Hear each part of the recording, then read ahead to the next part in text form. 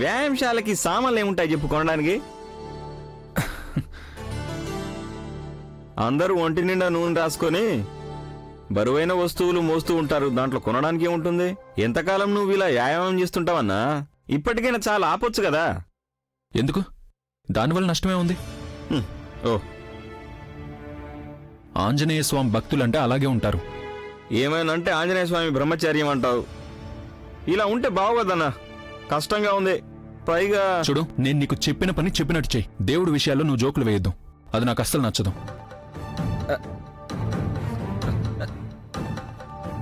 అన్నా సర్లే అన్నా. అన్నా అన్నా ఇంకెప్పుడు అలా మాట్లాడను.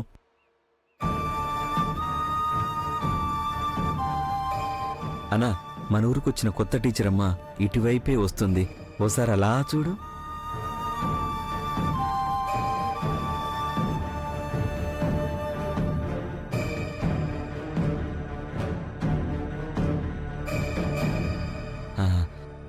కరెక్ట్ టైంకి కరెక్ట్ మనిషి వస్తుంది. చిన్న ఆగు. అరే ఎక్కడికి వెళ్తున్నావు చిన్న?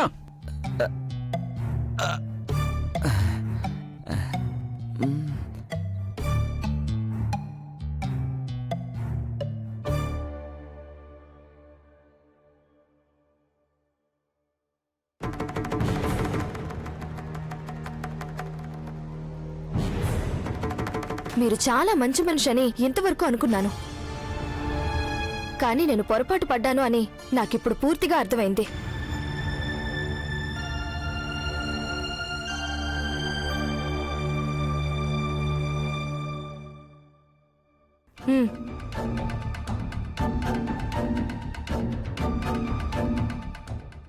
ఏంటి ఆలోచిస్తున్నారు? ఇందులో 1,00,000 రూపాయలు ఉన్నాయి. దీంతో మీరు ఎవరికి కావాలంటే వాళ్ళకి బహుమతులు ఇవ్వచ్చు. ఇదిగో తీసుకోండి. ఏంటిది? డబ్బా? దేనికి? ఓ, మీకేమీ తెలీదు కదా. బాగుంది, బాగా నాటకం ఆడుతున్నారు. నాటకమా? నాకేం అర్థం కావట్లేదు. మీకు అర్థం కాలేదంటే నమ్మాలా? డబ్బు కావాలని ఇంటి మీదకి మనుషుల్ని పంపించినప్పుడు ఏమనుకున్నారు? మళ్ళీ అమాయకుల్లా నటిస్తున్నారు. పంపించింది మీరని తెలిసాక ఇంకా ఈ దాగుడు మూతలెందుకు? ఓ, నాకు అర్థమైంది. బయట వాళ్ళందరి ముందు ఎంతో మంచివారిలాగా నటిస్తూ ఉంటారు. ఈ డబ్బున్న వాళ్ళ బుద్ధి అంతా. ఊరి వాళ్ళందరి ముందు గొప్ప కోసం నలుగురికి బహుమానాలు ఇస్తారు, గర్వంగా ఫీల్ అవుతారు. కానీ ఆ తర్వాత మాత్రం ఎవ్వరూ లేని సమయం చూసి ఇచ్చిన బహుమతిని తిరిగి తీసుకుంటారు. బాగుంది, చాలా బాగుంది. టీచర్, నేను ఒక మిడిల్ క్లాస్ ఫ్యామిలీలో పుట్టి పెరిగిన అమ్మాయిని. నాకు డబ్బు మీద ఆశ లేదు. మనసులో ఒకటి పెట్టుకుని బయటికి మంచివాళ్లలాగా నటించటం మాకెవ్వరికీ చేత కాదు. మేమెప్పుడూ కూడా ఒకేలా ఉంటాం. నీతి న్యాయం కోసం ప్రాణాలైనా ఇచ్చే మనుషులం మేము. చూడండి, అసలు ఇప్పుడు మీరు ఏం మాట్లాడుతున్నారో నిజంగా నాకేమీ అర్థం కావట్లేదు. డబ్బులు తిరిగి తీసుకోమని మా దగ్గరికి మనిషిని పంపించి మా ఇంట్లో అంత గందరగోళం చేయించి ఇప్పుడు ఏమీ తెలియనట్టున్నారు. ఏం మనిషి మీరు అసలు? మీరు ఇంత నిజంగా ప్రవర్తిస్తారని నేను అసలు అనుకోలేదు. టీచర్, మా అన్న అటువంటి పనులు ఎప్పుడు చేయడు. ఆడవాళ్ళు ఎదురొస్తే మొహం చూడరు, మొహం చూసి ఎప్పుడూ మాట్లాడరు. ఊరి వాళ్ళందరి ముందు మంచివాడు, ఎంతో గొప్ప మనిషి. కానీ మీరు చేసే పనులు ఎవ్వరికీ తెలీదు. అయితే ఇప్పుడు నేను పూర్తిగా అర్థం చేసుకున్నాను. అందరితోనూ మంచిగా ఉండడం, బాగా మాట్లాడడం నాకు మొదటి నుంచి ఉన్న అలవాటు. ఎవరి దయాదాక్షిణ్యాలు నాకు అవసరం లేదు. ఆ రోజు వీరభద్ర సార్ చేతుల మీదుగా బహుమానంగా ఇచ్చిన ఆ గొలుసు తీసుకోవడం, తిరిగి దానికి బదులుగా తర్వాత మీరిచ్చిన గొలుసుని స్వీకరించటం నా జీవితంలో చేసిన అతిపెద్ద పొరపాటు. క్షమించండి సార్, ఇక మమ్మల్ని వదిలేయండి. అర్హత లేని వస్తువుల్ని, డబ్బుని మేము ఎప్పుడూ స్వీకరించాం. ఆస్తి అంతస్తు లేకపోయినా ఎంతో గౌరవంగా బ్రతుకుతున్నాం. ఇదిగోండి, తీసుకోండి.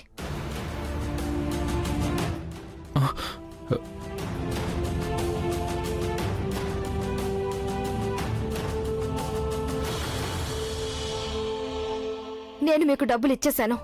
ఇప్పటినుంచి మీకు నేను ఒక్క రూపాయి కూడా బాకీ లేను. మా మానాన్న మమ్మల్ని ప్రశాంతంగా బ్రతకనివ్వండి, అదొక్కటే కోరుకుంటున్నాను.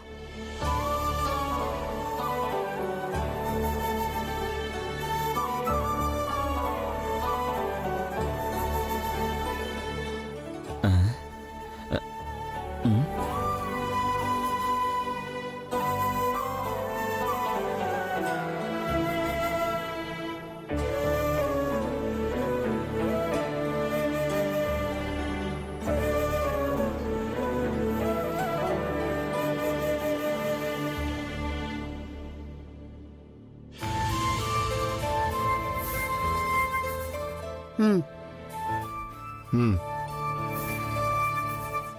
ఒట్టి నీళ్లే తాగుతారా? మందులు వేసుకోరా? నువ్వు టాబ్లెట్ ఇవ్వలేదు కదా? సరిపోయింది, ఇప్పుడైనా వేసుకోండి. ఇదిగోండి. హ్మ్.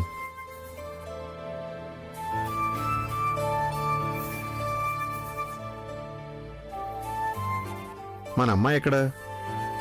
స్నానానికి వెళ్ళినట్టుంది. ఏదేమైనా ఒక్కొక్కరు మనసు ఒక్కోలా ఉంటుందని ఇప్పుడు నిరూపణ అయిందండి. తెల్లనివన్నీ పాలు కావని ఊరికే చెప్పలేదు. ఇప్పుడు ఎవరు చేసేది నీకు అర్థం కావడం లేదు. ఆ దేవ గురించి మాట్లాడుతున్నాను. ఎంతో మంచివాళ్లా అతను మనతోనూ మన అమ్మాయితోనూ నడుచుకున్నాడు. ఇలా చేస్తాడని నేను అస్సలు అనుకోలేదు. ఏమో, అతను ఇలా చేశాడంటే నాకు నమ్మబుద్ధి కావట్లేదు. అలాగని మంచిగా మాట్లాడే వాళ్ళంతా మంచివాళ్ళు కాదని మీరే చెప్పారు. వల్లి అతనికి డబ్బులు ఇచ్చినప్పుడు అతను తీసుకున్నాడా? మరి తీసుకున్నారు. డబ్బులు ఇచ్చేటప్పుడు నేను అతని మొహం గమనించాను. నాకేమీ తెలియదన్నట్టు పెట్టాడు. అతన్ని అలా చూసినప్పుడు నాకు చెప్పలేనంత కోపం వచ్చేసింది. నువ్వు తిన్నగా అతని చేతిలోనే డబ్బులు పెట్టావా? లేకపోతే ఏంటి, నేను ఆయన బాగా తిట్టి మరీ వచ్చాను. మళ్ళీ ఇలా మరో ఆడపిల్లతో ప్రవర్తించకుండా బాగా తిట్టాను. అతనికి బుద్ధొచ్చుంటుంది. నువ్వు ఒంటరిగా ఎందుకు వెళ్ళావల్లి? నేను నీతో పాటు వస్తానని చెప్పాను కదా. నాన్న, మీరు రాకపోవడమే మంచిదైంది. దానివల్ల నాకు మనసులో అనిపించిన మాటలన్నీ బయటకు అనేశాను. అయినా మన విషయంలో ఇలా చేయడానికి అతనికి ఏ హక్కుంది? అయ్యో పాపం, వేరే ఊరు నుండి వచ్చిన వాళ్ళు అని అసలు కొంచెమైనా ఆలోచన అనేది ఉందా అతనికి? అతను చేసిన ఈ పనికి బలయ్యింది ఏమీ తెలియని మనవే అని అతనికి బాగా అర్థమయ్యేలా చెప్పి మరీ వచ్చాను. అదేం వద్దులే తల్లి. ఒకవేళ అతనికేమీ తెలియకపోవచ్చు. తెలుసుకోకుండా మాట్లాడితే మంచిది కాదు. ఒకవేళ అతను నిరపరాధి అయ్యుంటాడేమో అనే ఉద్దేశంతోనే నేను కూడా అతన్ని ఒక్క మాట కూడా అనలేదు.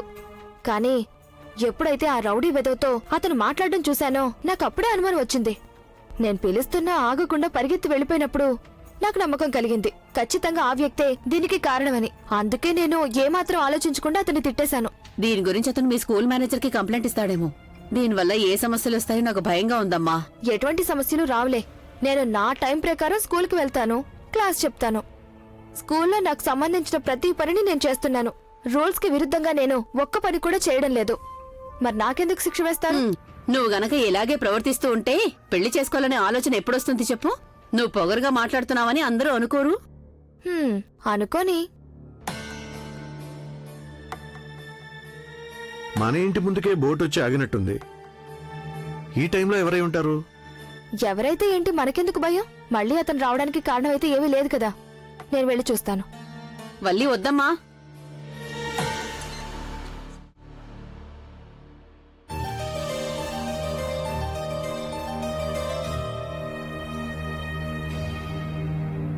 ఓహో, మళ్ళీ వచ్చారా?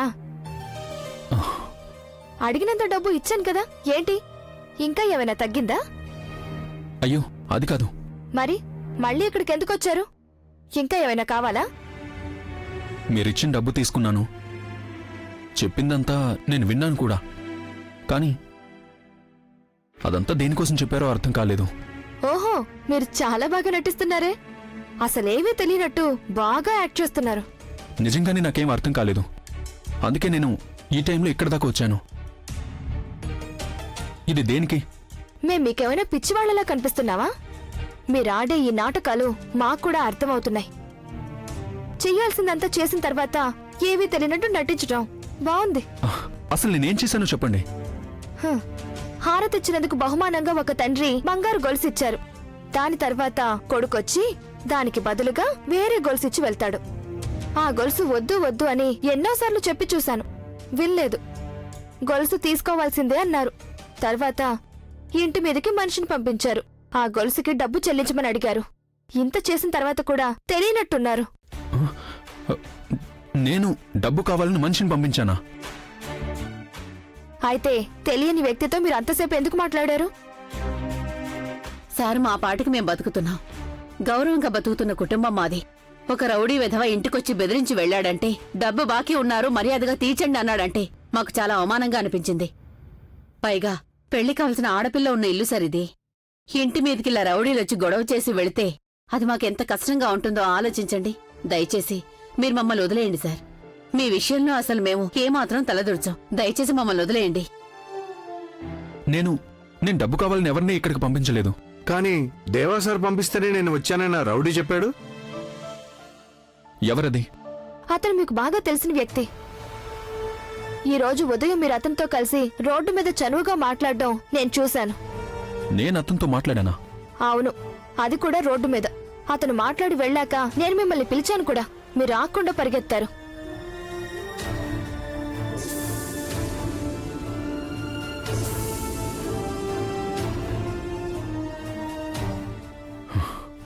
ఎవరి గురించి అంటున్నారో అర్థమైంది. కానీ అతన్ని పంపించింది నేను మాత్రం కాదు. ఇలా చేయమని నేనెవరికి చెప్పనే లేదు. అది అసలు నిజం.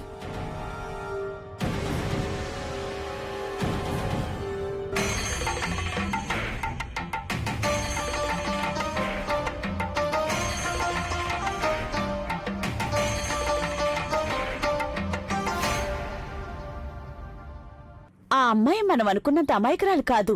చాలా తెలివైంది మేడం. నువ్వే కదా అన్నావ్ చంద్రన్నకు అప్పగించిన పని ఖచ్చితంగా పూర్తవుతుందని. మరేమైంది? ఆ అమ్మాయి ఇంత మొండిగట్టవని నేను కొంచెం కూడా ఊహించలేదు. అందుకే ఆ చంద్రన్న వెళ్లి బెదిరించాడంటే ఊరు వదిలి వెళ్ళిపోతుంది అనుకున్నాను. కానీ ఆ టీచర్ ఒక్కడు కూడా కదలనే లేదే. ఇప్పుడు మనం ఇంకో పని చేద్దాం. ఏంటది? తనకి ధైర్యం చెప్పడానికి ఎవరో తోడుగా ఉన్నారు. అది మాత్రమే కాదు, వాళ్ళు చంద్రన్నని ఎదిరించి నిలబడే శక్తి ఉన్న వ్యక్తి అయ్యుండొచ్చు. అది సరే, ఏదేమైనా తను ఈ ఊరి నుండి వెళ్లిపోవాలి. తనకి ధైర్యం చెప్పడానికి ఎవరు తోడుగా ఉన్నా నాకు అనవసరం. ఆ వ్యక్తి ఇంకెవరు అని అనుకోకండి మేడం. మన దేవాబాబే అయ్యుంటారు. ఆయనే కాకపోతే ఈ ఊరు నుంచే కాదు, స్టేటే వదిలి పారిపోయేది.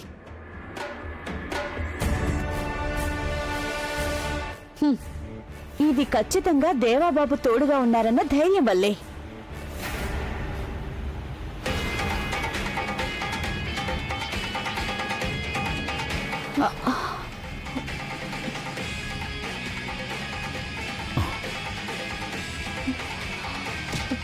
పదా.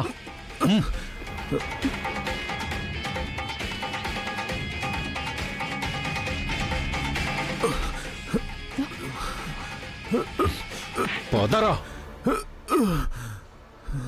వీడు తెలుసా? వీడు తెలుసా? తెలీదు. తెలీదా? చూడనే లేదా? ఆ ఇతని చంద్రన్నే కదా, నాకు తెలుసు. మీరు ఇతని గుర్తుపట్టలేదా? ఓసారి తోటలో పని కావాలంటే మన దగ్గరకు వచ్చాడు కదా ఇతనే.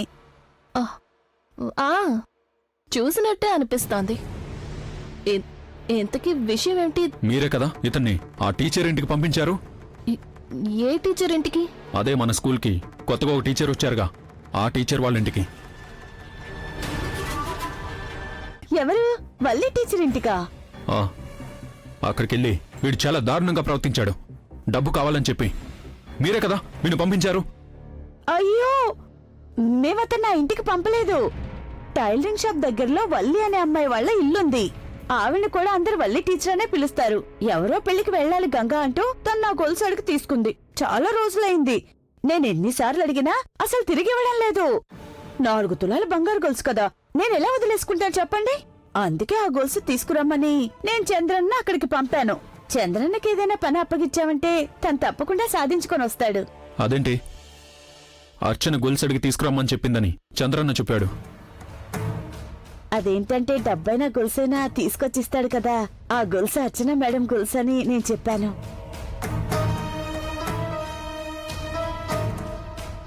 మరైతే నేను వాళ్ళని డబ్బు అడిగానని ఇతను టీచర్ ఇంట్లో చెప్పాడట. మధ్యలో నా పేరెందుకు వచ్చింది? ఇదంతా నా వల్ల జరిగింది సార్. తను నాకు వల్లి టీచర్ అని చెప్పినప్పుడు పొరపాటున ఆ స్కూల్లో టీచర్ అనుకున్నాను. మీ పేరు చెప్తే వెంటనే డబ్బులు తీసి ఇచ్చేస్తారు కదా అని నేను అలా చెప్పాను. దీనికి నాకు ఏ సంబంధమూ లేదు బావగారు. ఆ టైలర్ టీచర్ గొలుసు తీసుకుని తిరిగి ఇవ్వడం లేదు అని ఈ గంగే ఇదంతా చేయించింది. ఏంటి గంగా ఇది? నాకు సంబంధం లేకుండా నన్నెందుకు మధ్యలోకి లాగుతున్నావు? ఇప్పుడు చూసావా, దేవా బావగారి దృష్టిలో నేను నేరస్తురాలనయ్యాను. ఏ తప్పు చేయకుండా నేనిప్పుడు మాటలు పడుతున్నాను. ఆ నింద మొయ్యాల్సి వస్తోంది. క్షమించండి మేడం, నేను తెలియక చేశాను. చెయ్యాల్సిందంతా చేసి తెలియక చేశాను అనడం. చెయ్యడానికి ముందు ఏమైంది ఆలోచన? ఇంకోసారి నువ్వు ఇటువంటి పని చేశావనుకో, వెంటనే నిన్ను ఊరికి పంపించేస్తాను. ఏడు పాపు. ఇక వెళ్ళు, నా కళ్ళ ముందు కనిపించొద్దు.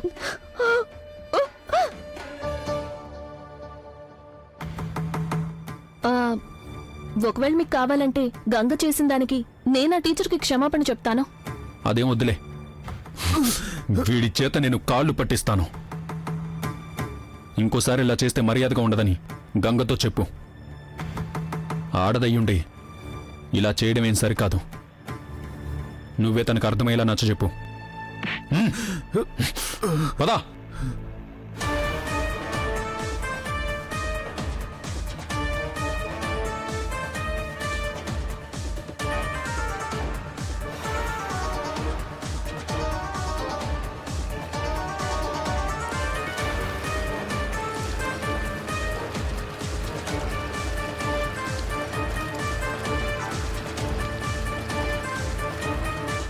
అమ్మయ్యా, మనం తప్పించుకున్నావు.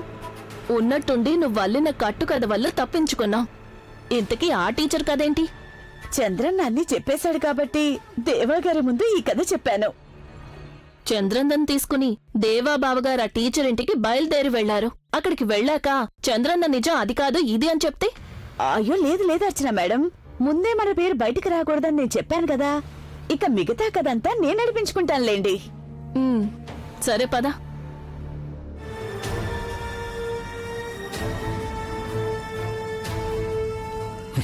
లేవరా. పదా. రారా. నడు. వీడే కదమ్మా ఆ రోజు వచ్చి మీ ఇంట్లో గొడవ చేసింది? అవును, ఇతనే బాబు. చెప్పరా, నిజం చెప్పు. రైట్, చెప్పరా. ఆ రోజు నేను మీ ఇంటికి వచ్చింది దేవా సార్ చెప్పినది కాదమ్మా. డబ్బుల కోసమే నేను ఆయన పేరు మీ దగ్గర చెప్పాను. మేం మిమ్మల్ని అనరాని మాటలన్నాం. దయచేసి మీరు ఆ మాటల్ని మనసులో ఏం పెట్టుకోవద్దండి. రైట్. చేసిన తప్పుకి క్షమాపణ అడుగు. అమ్మా క్షమించండి, తెలియక ఈ తప్పు చేశాను. నువ్వు మా విషయంలో చేసిన దానికి నేను నిన్ను ఎప్పటికీ క్షమించలేను. దేవాబాబు కోసం క్షమించి వదిలేస్తున్నాను. పరా. మళ్ళీ ఎప్పుడైనా ఈ ఊళ్ళో కనిపిస్తే కనబడ్డ చోటే కాళ్ళు చేతులు విరగ్గొట్టి పంపిస్తాను. పోరా. మా అమ్మాయి మిమ్మల్ని చాలా మాటలంది, కోపంలో ఏవేవో తిట్టేసింది. నిజానికి మీరిలాంటి పని ఎప్పుడూ చెయ్యరు అని తనంది. కానీ ఆ రోజు మీరు తనతో రోడ్లో మాట్లాడడం చూశాక తనకు అనుమానం వచ్చింది. రోడ్డు మీద వెళ్ళేటప్పుడు అతను పలకరిస్తూ మాట్లాడానంతే. నాకు అతనికి ఎటువంటి సంబంధం లేదు. అదీ కాకుండా పోలీస్ కేసుల్లో జైలుకి వెళ్ళొచ్చాడు.